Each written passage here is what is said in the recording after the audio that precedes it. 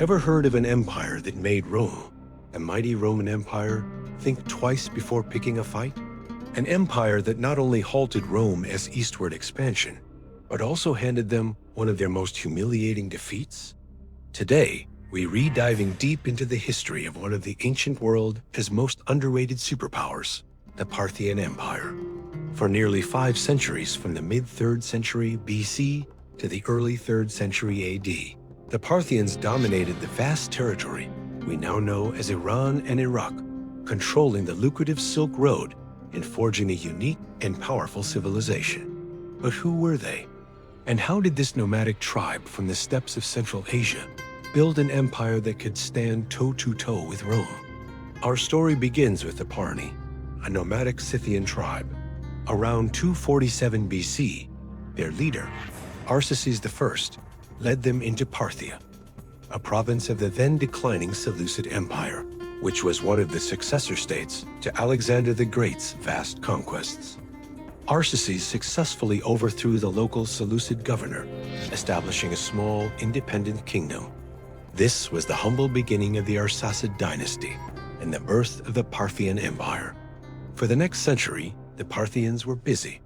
They fought off the Seleucids, who were desperate to reclaim their lost territory, and expanded their own domain.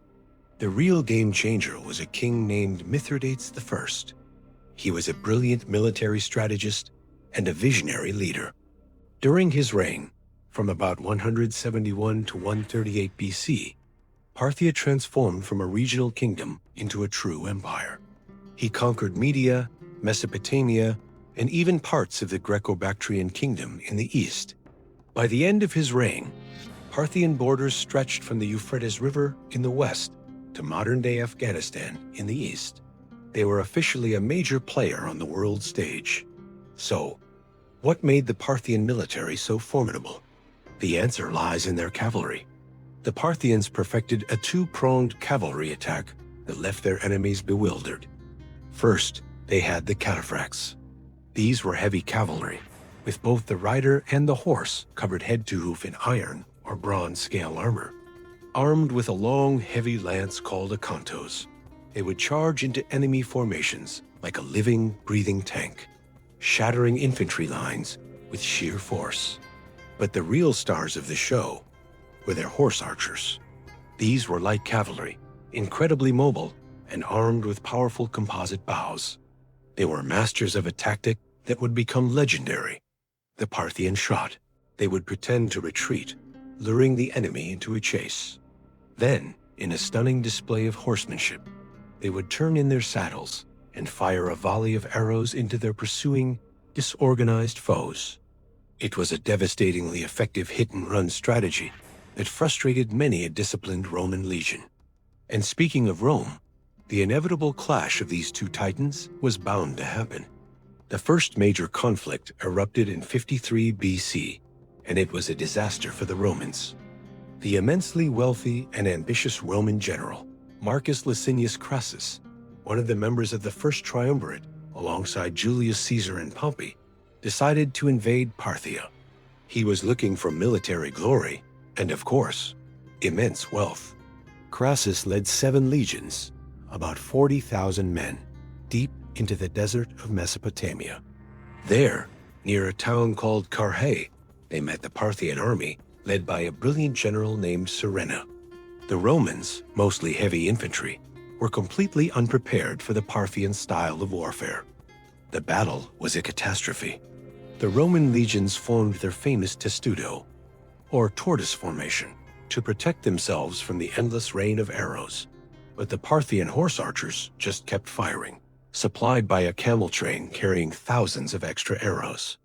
Whenever the Romans tried to advance, the cataphracts would charge, pushing them back. The heat, the thirst, and the constant psychological pressure were immense. Crassus was outmaneuvered and outfought at every turn. In the end, the Roman army was annihilated. An estimated 20,000 Romans were killed, and another 10,000 were captured. Crassus himself was killed, and legend has it the Parthians mockingly poured molten gold down his throat, a grim symbol of his insatiable greed. The Battle of Carrhae was one of the worst military defeats in Roman history.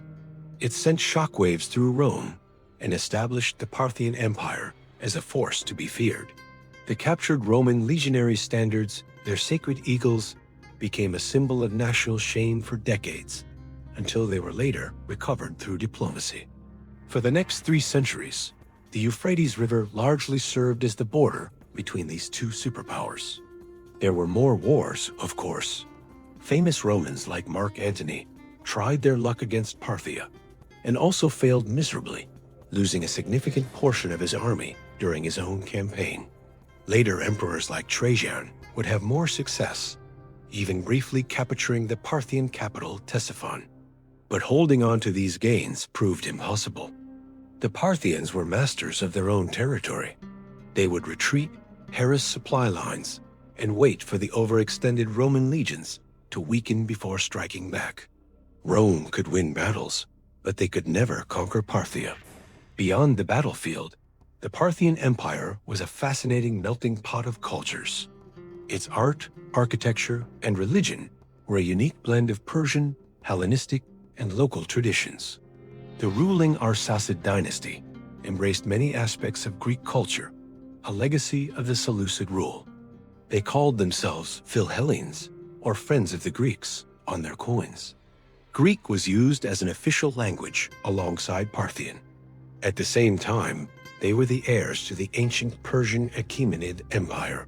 They revived old Persian traditions, and Zoroastrianism began to regain its prominence. This fusion created a vibrant and dynamic civilization.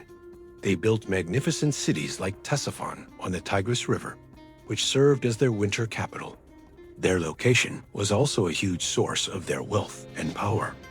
The Parthian Empire sat squarely on the Silk Road, the network of trade routes connecting China in the east with the Roman Empire in the west.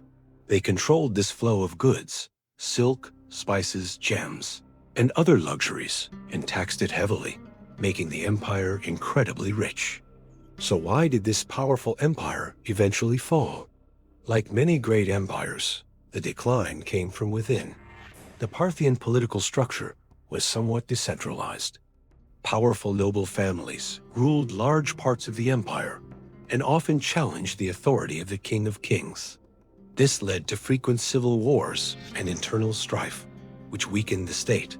At the same time, the constant wars with Rome, while often successful for the Parthians, were a huge drain on their resources and manpower.